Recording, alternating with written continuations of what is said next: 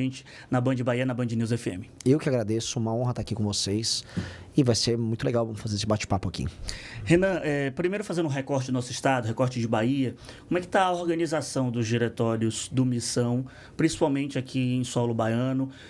A gente passa também por um processo eleitoral para o governo do estado, o partido deve lançar a candidatura ao governo do estado da Bahia. Como é que está esse diálogo com o público baiano, principalmente os filiados do Missão? Nós estamos focando em montar os diretórios estaduais para participação nessas eleições. Não estamos nem um pouco acelerados na hora de montar diretórios municipais, até porque, em geral, diretórios municipais, quando você faz as coisas de maneira sodada, é por cooptação, né? Não é o tipo de política que a gente faz. Para o ouvinte, para o espectador que está assistindo, você tem que fazer uma construção de militância, treinar as pessoas para elas manterem a cultura. Ou seja, a cultura que criou o partido, que é uma cultura que está presente em âmbito nacional, ela tem que estar presente no município também.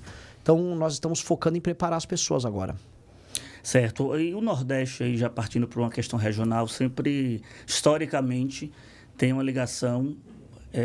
da redemocratização para cá, o Nordeste teve uma parcela de contribuição com os partidos de direita, principalmente PFL, PSDB, aqui no estado da Bahia, principalmente enquanto Antônio Carlos Magalhães estava no apogeu, fazia essa vinculação com o PSDB, mas de 2006 para cá se tornou um território extremamente lulista, extremamente petista, e outros estados da federação, outros estados nordestinos também. Como é que você pretende dialogar, por exemplo, com o eleitor nordestino que ainda associa essa questão da direita com o distanciamento social, econômico da região, isso muito construído do discurso petista dos últimos anos? Grande pergunta. Falando dos problemas concretos, sem passar a mão na cabeça de ninguém. Eu comecei a rodar Pernambuco, depois Ceará, Rio Grande do Norte, Maranhão, agora eu tô na Bahia. E eu tô dando um enfoque muito maior no Nordeste do que no Sul, Sudeste, que supostamente essa região aqui é a região do antipetismo, Sul, Sudeste. Eu não tô focando nisso. Eu acho o seguinte, eu acho que aqui, como você bem descreveu, até os anos 2000 havia uma prevalência de um coronelismo, a moda antiga, que foi substituído por um neocoronelismo federalizado pelo PT. Ou seja, antigamente o assistencialismo era feito pelos coronéis locais. Depois passou a ser feito por um ente federal. Aí o Lula assumiu isso e vinculou a imagem dele. Isso funcionou com uma geração de pessoas que viviam, vamos dizer, abaixo da linha da pobreza por muito tempo. Essas pessoas foram gratas ao lulismo por muito tempo. Só que isso fracassou. Porque se a gente olha hoje, o Nordeste cresceu, mesmo com o PT estando no poder desde 2002, 2003 na prática. O Nordeste cresceu. Quando a gente compara com o Centro-Oeste, quem cresceu mais? O Centro-Oeste. Com um pedaço da região Norte. A região Norte cresceu mais. O distanciamento técnico, o distanciamento na qualidade dos empregos com a região Sul-Sudeste aumentou. Então, quando a gente percebe que não houve um aumento na produtividade do Nordeste, o que acabou foi apenas, graças ao assistencialismo, uma pobreza extrema, as ambições das pessoas nessa região não foram atendidas. Então, com quem eu estou conversando? Quando eu viajo nesses interiores, os jovens estão preocupados em crime organizado, em segurança e geração de renda. Mas não geração de renda por meio de assistência. Geração de renda por meio do trabalho. O cara quer comprar as coisas dele, ele quer construir a vida dele e ele não consegue. Então, trazer essa resposta é muito importante. Não vou fazer isso de maneira condescendente. Então, eu vou em regiões, por exemplo, que são tomadas pelo político que faz a famosa compra de votos. Eu chego lá e aviso, olha, no governo meu, eleitor que vender voto vai ser preso. E político que comprar voto também. Nós temos que matar uma determinada cultura que mantém a política nordestina num regime semi-feudal do século XIX. Lá do livro Grande Sertão Veredas, que a gente via os coronéis com seus grupos se matando. Nós temos que eliminar esse tipo de política. E as pessoas têm que voltar a sonhar em construir suas vidas e ganhar dinheiro aqui. Então, ao fazer isso, eu estou abrindo um diálogo enorme. Onde a gente começa a ver as respostas disso? Maranhão, na pesquisa Atlas, eu apareci já com 6%. Tenho 6,9% na Atlas no Brasil e 6% só no Maranhão. Então, é sintoma já de que a mensagem está ecoando. Inclusive, você tocou num assunto que é muito sensível, principalmente para o estado da Bahia, que é a questão da violência. Você tem defendido nas entrevistas, nas suas plataformas, um discurso muito duro contra o crime organizado. O que você faria de diferente do modelo que está, seja agora no governo do PT, seja do que foi o governo nacional, o governo Bolsonaro? Agora há uma discussão de federalização desse assunto, com a possibilidade da criação de um Ministério de Segurança Pública. O que você faria diferente para, de fato, enfrentar essa chaga nossa, principalmente aqui da Bahia? Vamos lá, o PT foi muito leniente com o crime durante todos esses anos. O PT foi sempre defensor de uma agenda de diminuir pena para bandido. historicamente, todos os governos do PT, nunca houve um esforço em aumentar a pena. Tanto que foi durante os governos petistas que houve aquele famoso aumento no número de homicídios no Brasil. Quem está nos ouvindo tem que entender. Foi lá nos anos, especialmente do governo Dilma, que a coisa estoura para mais de 40, quase 50 mil homicídios por ano. É nesse período todo também que as facções ficam multibilionárias, especialmente o PCC. Então o PT... Assim, sendo bacana para não ser processado, eu vou falar aqui. O PT foi leniente. Quem conhece as relações, sabe que é um pouco mais do que isso. Quem conhece um pouco o que acontece no Ceará, o que acontece aqui na Bahia, 2 governos do PT, sabe que é um pouco mais do que isso. O Bolsonaro, do seu lado, ele entra no poder com o discurso de eu vou matar os vagabundos, daquele jeitão dele. Fez nada, vamos ser sinceros, fez nada. Ele falou lá em armamento civil, vou armar a população, sendo que armar a população não é política pública de enfrentamento ao crime. Política pública é uma coisa, garantia de direito é outra. O Bolsonaro só falou em armar e não passou um projeto. Fez nada, só ficou naquela conversa mole. Pois bem, o que eu vou fazer diferente? Preciso aumentar ainda mais as penas. Por mais que tenha havido aumento de penas agora, projeto inclusive do nosso deputado Kim Kataguiri. 2, eu tenho que mudar a lei de execuções penais e o Código de Processo Penal. Facilitar o processo, tem que correr mais rápido, não tem que ter progressão de pena, não tem que ter saidinha. Isso já diminui boa parte daquelas decisões do juiz. Não, ficou 3 anos, pode sair. Não, vai cumprir a pena inteira. Cumprir pena inteira tem que ser obrigação. 3, trazer o conceito do direito penal do inimigo, que é uma coisa que vai resolver Salvador. Aqui é o seguinte, vocês têm mais de 15 facções em disputa, tem gente que fala em 20 facções em disputa, microfacções, facção que surgiu de outra facção. Pois bem, para enfrentar esses caras, o direito tem que ser muito veloz e muito forte. Então eles têm que ter eles não podem ter os mesmos direitos que um cidadão. Então se você, por exemplo, está no meio da rua, se envolveu numa briga de trânsito, foi lá, perdeu a cabeça, deu um soco numa pessoa.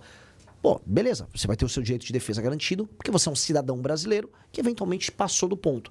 Agora, um membro de uma facção, tá tatuado o nome da facção, tá com uma arma dentro de uma favela, ou, por exemplo, é o contador da facção e tá atuando no mercado financeiro, você não tem presunção de inocência, você não tem direito de pagar a fiança para poder sair da pena, você vai direto pro presídio, você não tem progressão em nenhuma hipótese. Esta pessoa, o direito é muito duro e o direito tem que ser muito veloz contra ela. Isso é uma maneira que vai permitir que aí sim o governo federal atue de maneira concreta junto com os estados para derrubar o crime. E aí matando, não quero me estender muito, mas é importante, matando esse tema, colocar estado de defesa todos os municípios e todos os bairros, favelas incluso, que estiverem sob o domínio do tráfico, para que as polícias e o governo federal atuem em conjunto para a destruição deles e libertação das pessoas que moram nesses lugares. Hoje a gente vê isso nítido nas pesquisas. A gente está conversando aqui no nosso Boa Tarde Bahia com Renan Santos, pré-candidato à presidência da República pelo Partido Missão. Para você que está acompanhando a gente pelo estado de Sergipe, interior da Bahia também pela Rádio Sabiá FM, muito obrigado pela audiência.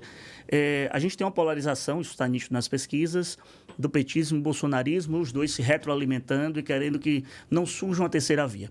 Mas como furar, de fato, esse bloqueio? O que é que seria o diferencial do Missão, da sua pré-candidatura, da direita que já tem um espaço no Congresso Nacional? Qual é o ponto de corte? Porque há muito, quando eu acompanho as discussões sobre o Missão, sobre o MBL, há uma acusação de que o MBL ajudou a eleger Bolsonaro em 2018, poderia estar funcionando agora no processo eleitoral desse ano como se fosse um satélite para desviar a atenção do bolsonarismo. Como se apresentar, como ser um diferencial dessa polarização e, de certo modo, combater esse discurso de satélite do bolsonarismo? Pois bem, o primeiro a desmentir esse discurso é o próprio Flávio Bolsonaro, que não quer participar dos debates comigo. Ele já falou que com o Renan ele não vai. Quem é satélite é o Zema, o próprio Caiado, que não falam mal dele. Saíram essas acusações absurdas contra ele e o Zema disse que, isso é errado. Errado tô eu de aparecer às vezes com o cabelo mal feito aqui com você. Ele cometeu um crime. Isso é claramente, assim, ele foi uma autoridade que foi comprada pelo Daniel Vorcaro. A gente tem que só saber qual foi o favor que ele fez. A gente só precisa pegar esse vínculo. Qual foi o favor que ele fez pro Vorcaro ajudar o filme do pai dele. Eu entro, vamos dizer, na crise do bolsonarismo e nos problemas e nos crimes que eles cometem de maneira enfática. Isso não é um papel de um satélite, isso é um papel de uma força de direita diferente. Pois bem, como furar a polarização? Tratando de problemas concretos e não apenas apontando o dedo. Eu vim para a Bahia, assim como eu rodei o Nordeste, falando dos problemas gerados pelo Centrão e pelo lulismo. E não falando assim, o Lula é um maldito porque ele é um cachaceiro. Não, isto que o Lula defendeu deu errado, tá aqui, mostrei pra você. E ao mesmo tempo fui lá pra Santa Catarina e fui para Pará e eu mostro os problemas do bolsonarismo. São Paulo, o estado que eu nasci, mostro os problemas da própria gestão Tarcísio. Ao fazer isso e apresentar soluções, eu não escolho o lado que eu quero me afiliar. Não, eu mostro que eu sou uma pessoa capaz de ser um líder de um país que pode ser um só. E aí, como a gente percebe o funcionamento disso? Onde eu sou mais conhecido, eu ultrapasso tanto Lula quanto Flávio Bolsonaro. Na Atlas eu estou em primeiro do público de 16 a 24 anos e pegando eleitor de ambos, que é a coisa mais sensacional. Lá no Maranhão eu tirei eleitor do Lula, basicamente. Aqui na Bahia eu vou tirar eleitores do Lula, alguma coisa do Flávio. Então isso é um sintoma de uma pré-candidatura que quebra a polarização, porque a polarização só existe se você ficar buscando eleitor de um lado. Eu pego de todos os lados. Renan, e sobre as suas prioridades para o Congresso, a formação de bancada? A gente sabe que hoje a gente tem um regime quase semi-presidencialista na prática, em que o parlamento, em que a Câmara tem muita força, o Congresso tem muita força.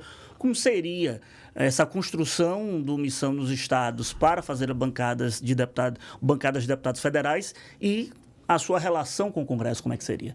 Nós precisamos aumentar o poder do Poder Executivo. Quem está nos ouvindo tem que entender assim. A sua descrição é perfeita, porque é um regime que não é presidencialista. A gente vota para presidente, mas quem manda é o parlamento. Só que quem resolve os problemas que as pessoas imaginam tem que ser o Poder Executivo, é o presidente. Quem vai destruir o crime organizado tem que ser o presidente, não é um legislador. Quem vai tomar as medidas que vai melhorar a economia será o presidente da República. É sempre o presidente. Então as pessoas esperam muito do presidente, mas ele não pode fazer nada. E aí, eu falo aqui, assim, do Lula, posso falar do Bolsonaro, posso falar do Temer, posso falar da Dilma. Nenhum consegue governar de fato. Quem manda é uma federação de políticos do Centrão, que não tem nenhum compromisso com o Brasil. O que eu vou fazer? Primeiro dia de mandato, eu vou andar com a minha agenda de segurança pública. Eu preciso concentrar poderes para isso. E 2, eu vou dialogar com o Congresso de maneira clara, vou montar a maioria no Congresso para colocar regiões tomadas pelo crime organizado em estado de defesa, para que as pessoas pela primeira vez em anos possam entender assim, o presidente da República foi e fez. Há uma sensação geral das pessoas de que nada acontece. Veja, o Bolsonaro foi presidente, havia uma expectativa gigantesca com ele por parte da direita, nada aconteceu. Lula fez uma campanha vazia prometendo picanha. As pessoas comeram a picanha, ou seja, as pessoas enriqueceram? Não, a vida não melhorou, a vida está dura. Então as pessoas sentem que não há entrega. Eu preciso começar a entregar. Depois disso, nós temos que tirar temas hoje que são constitucionais e torná-los temas normais, que você pode alterar para o projeto de lei, que é uma desconstitucionalização da Constituição. Por exemplo, a parte econômica, a parte fiscal do Brasil, tem uma PEC do deputado Kim Kataguiri, que a gente entrou, que já altera essa dinâmica para a gente já não precisar mais mexer nisso. Não precisando ter PEC, precisando ter maioria simples, aí a dependência do Congresso diminui muito. O Congresso manda muito, não só porque temos um regime semipresidencialista. Ele manda muito porque, em última instância, como tudo está na Constituição, tudo você precisa, vamos dizer, de praticamente 2/3 para passar. Aí o Congresso fica muito poderoso. O presidente não manda nada. Então, ao desconstitucionalizar alguns temas, e eu pretendo fazer isso ao longo do mandato, eu vou permitir que não só eu como presidente, mas outros presidentes que venham depois, tenham capacidade de mando. E aí as coisas acontecem. Você acredita que o escândalo agora do Banco Master vai de fato impactar o processo eleitoral? Porque a gente falta ainda pouco mais do que 130 dias para as eleições e às vezes ou não, na maioria das vezes o brasileiro tem uma memória curta. Então, se até a boca da campanha não aparecer nada novo, tende a cair no esquecimento, mas vamos lá. Se você acha que, de fato, o Banco Master vai influenciar no processo eleitoral deste ano, da disputa da presidência da República, e eu emendo. Renan Santos, bota a cabeça tranquila no travesseiro e dorme, porque não vai aparecer o nome dele em nada dessa questão do Banco Master? Olha, isso é uma das grandes delícias dessa campanha. É o fato de eu poder realmente não ligar para nada e falar de tudo. Apontar o dedo para todas as pessoas. Graças a Deus, nesses 12 anos que eu atuo na política, nunca cheguei perto de um escândalo. Nunca reagi a essas tentações malditas. Infelizmente, essas pessoas caem nas tentações porque elas não têm espírito público. O que eu quero, eu me falo, então você não tem ambição nenhuma, você quer ser um cara normal, de classe média. Minha ambição é muito maior do que a deles. Eu quero entrar pra história. Esses homens pequenos, eles querem comprar um apartamento, eles querem sair com uma prostituta, que é o que esses políticos gostam de fazer. Eu quero entrar pra história. Me desculpem, minhas ambições estão em outra categoria. São as ambições de pessoas que querem ser grandes homens. Eu quero que as pessoas conheçam a história do Brasil e falem, o Renan foi uma pessoa importante. E para isso, renunciar a essas tentações é a coisa mais importante. E sim, o Banco Master vai interferir nas eleições. Uma coisa que nós veremos é, a partir do momento que o brasileiro começar a focar no processo eleitoral, esse tema vai estar no topo. As pessoas vão misturar os temas e as pessoas vão querer candidatos, até o legislativo, que não tem nada a ver, nem com esse escândalo, nem com o do INSS. Então a gente vai ver, por parte especialmente de um eleitor de classe média, um cuidado com o tema. E eu vou ainda estender, o Flávio Bolsonaro está destruído já. Flávio Bolsonaro não tem condição de vencer o Lula no segundo turno e ele só sustentava a candidatura dele baseado na ideia de que ele era o único que venceria o Lula. Hoje não tem mais isso. Então a tendência dele é de derretimento. E no aspecto econômico, qual é a principal linha do seu pensamento, principal bandeira que você defende, partindo de análise agora do governo Lula e o que pode vir a ser caso logre êxito nessa empreitada? O dinheiro do brasileiro não vale mais nada. Então você ganha um salário mensal e você percebe que você consegue comprar cada vez menos coisas com o seu dinheiro. Ou seja, a sua capacidade de ganho não aumenta. Então, o que nós precisamos fazer? Nós precisamos fazer com que os juros abaixem para o seu dinheiro valer mais e que o governo cobre menos impostos de você. Então, você vai ter que fazer qualquer presidente sério, ou qualquer presidente de empresa, ou qualquer dona de casa que cuida do orçamento familiar, a gente vai ter que ajustar a despesa. Então, eu vou cortar a despesa em algumas áreas, e aí os juros vão poder cair, o seu dinheiro vai poder valer mais. E aí, paralelamente, o Brasil foi muito abençoado e está numa daquelas grandes chances históricas. O mundo só se fala em terras raras. O Brasil tem 20% das reservas de terras raras e a gente tem uma oportunidade de trazer investimento americano. A Bahia tem uma parcela nessas terras raras aí importante. Importante. Ó, Bahia, Ceará, Minas Gerais, Mato Grosso, um pedaço da Amazônia, tem terras raras e dá para você agora trazer. Veja só a beleza que seria. Trazer não só mineração, mas o processamento delas. Isso aí é muito dinheiro. O principal avião de guerra do mundo hoje é o F-35, que é uma nave americana que basicamente faz tudo no ar, né? É a base do sistema de defesa e ataque americano. Vai 0,5 tonelada de terras raras naquele avião. Cada avião. E isso hoje é tudo tirado da China. Os Estados Unidos vão ter que comer na nossa mão se a gente souber trabalhar direitinho. Então, fazer reformas de competitividade, diminuir os gastos do Brasil e aí trazer esses investimentos, isso vai mudar a vida das pessoas demais. E aqui pro Nordeste tem notícia boa também. Aqui tem muita energia renovável. Muita. Aqui tem muito sol e aqui tem muito vento. No Ceará nós temos urânio. Nós temos que trazer desde energia nuclear até fomentar energia eólica, energia solar, de modo a gente poder trazer data centers para cá. Trazer um monte de data centers, igual aconteceu agora no Ceará. É trazer data center com energia abundante, com água abundante. Nós vamos poder ter uma indústria de tecnologia girando aqui nos estados. Porque o mundo, aqui, não vou me estender, mas isso aqui é bem importante. A economia do mundo nos próximos 50, 60 anos vai se basear em produtos industriais de altíssima tecnologia que utilizam as tais terras raras e, do outro lado, inteligência artificial. O Brasil tem a energia para você fazer os data centers, para ter a inteligência artificial para o resto do mundo, e o Brasil tem as terras raras para os superprodutos. Ou seja, se nós tivermos um presidente sério, nós vamos crescer muito nesse século.